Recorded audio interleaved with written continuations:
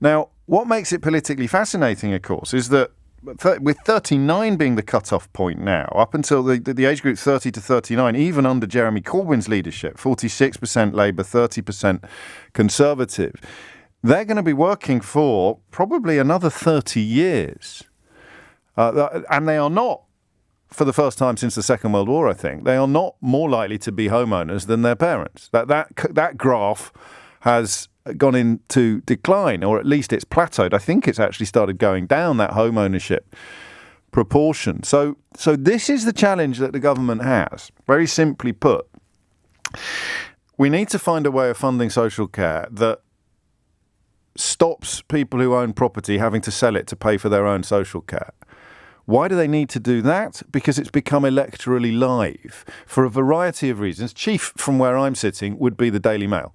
You know, Dominic Cummings, it's nice that Dominic Cummings has embarked upon this weird attempt at rehabilitating his own reputation, because what it means is that you can point at what he has said about the government or about the Prime Minister in particular, rather than having to rely upon the criticisms of traditional critics. But Dominic Cummings clear that this is a government that lives in thrall to newspaper headlines. It is almost all about the 24-hour news cycle. Understand that, and an awful lot of the COVID policies make sense. An awful lot of the ludicrous rhetoric surrounding things like Freedom Day begins to make sense. What's it about? It's about tomorrow's papers. It's got nothing to do with, you know, infection rates or death rates or anything like that. It's all about tomorrow's papers. Understand that, and the rest will follow. So because they are in thrall to that Conservative supporting newspaper, whether or not they're right to be, I don't know anymore. Certainly, you know, up until probably David Cameron beating Gordon Brown, they were clearly kingmakers, those newspapers. Their power is probably waning, but the world hasn't been recalibrated yet to recognise that rebalancing of power. They remain the lodestars, the guiding lights for Conservative politicians, the Mail and the Telegraph, essentially. And their readership is going to be hugely disproportionately consisting of older, probably pensioned now, and property owners.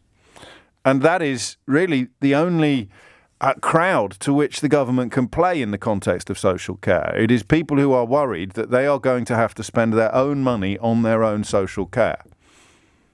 Now, oddly, I don't think they should spend their own money on their own social care, because I lean towards what sadly would have to be described as a socialist position on things like health and social care. I don't think they should be separated. I find the system, NHS, if we can hang on to it, is a wonderful, wonderful thing.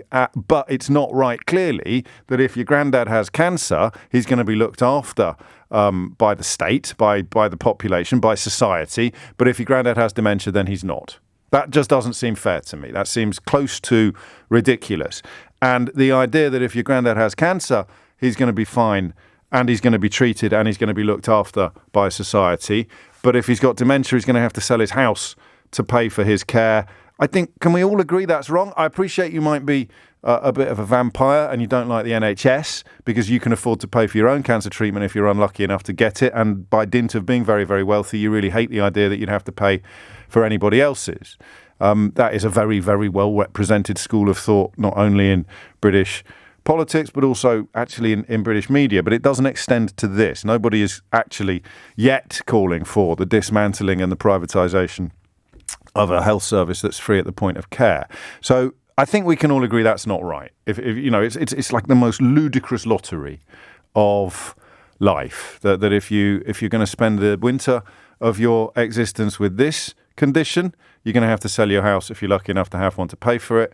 And if you're going to spend the winter of your life with this condition, even though you may have similar life expectancy or you may perish at a similar age, pass at a similar age, then you're not going to have to pay for it. So that's what he needs to fix. Electorally then, his top priority becomes the older, non-working, property-owning pensioner. So what? What's the problem with that? Well, I'll tell you what the problem with that is. Very simply, the Institute for Fiscal Studies has already calculated that the under 50s, and again, full disclosure, that's a category in which I sit for another 6 months, the under 50s, so I won't be in it by the time this becomes law, if indeed it does, the under 50s would pay 2/3 of the cost of social care. if it comes through national insurance. The other third would be paid by the over 50s in work, right? An income tax would leave pensioners paying about 14% of it. It's not a lot, but it's something. And I mean, that strikes me as almost grossly unfair. This is probably the point that I missed on Friday when we came to it very fresh. I think that's grossly unfair. The idea that I have, obviously, colleagues, it's a big business, this. I've got colleagues and friends who are unlikely ever to own a property, right? They're not poorly paid, but they live in the southeast. So unless there's a major recalibration of property access, they are unlikely. They certainly don't expect, and even perhaps when I began my career, there was a presumption of property ownership that I wouldn't have now if I was on the newspaper at the wage that is now paid to 25-year-old entry-level journalists. Mrs. O'Brien and I would not see ourselves as having an almost God-given right to become property owners. That's what I mean by saying we got in on the last round of that. We got, I think our first mortgage was for 110% of the value of our first flat. I mean, you know, stick that in your pipe and smoke it, millennials. Could you imagine what that was like? That was incredible. And obviously, if you don't listen to this program, let me tell you right now, I'm not one of those idiots that thinks you could buy a flat if you just stopped having avocados for breakfast every day. And I find that position not funny anymore. It's deeply offensive and ignorant to almost the point of performance. So he's got to look after the people who've got the money, and he's going to get the people who haven't got the money to look after them. That's really, really bad, isn't it?